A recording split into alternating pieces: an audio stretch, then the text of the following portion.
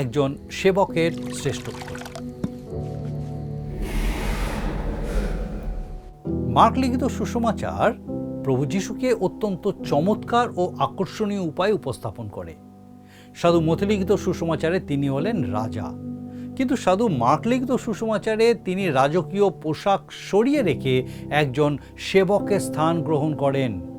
তবুও তিনি মানুষের দাস নন, তিনি ঈশ্বরের দাস।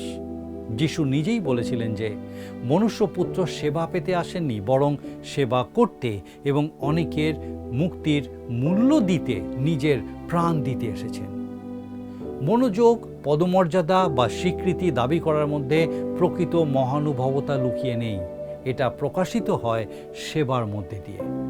যিশু সর্বময় ক্ষমতার অধিকারী হওয়া সত্ত্বেও সুস্থ করতে, সাহায্য করতে, সেবা করতে এবং পরিশেষে অন্যদের জন্য নিজেকে উৎসর্গ করেছিলেন।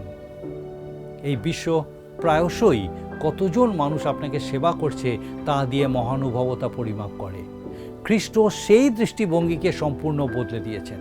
তার রাজ্যে মহানুভবতা পরিমাপ করা হয় আপনি কতটা স্বেচ্ছায় অন্যদের সেবা করছেন এবং কতটা সম্পূর্ণভাবে ঈশ্বরের কাছে নিজেকে সমর্পণ করছেন তার ভিত্তিতে।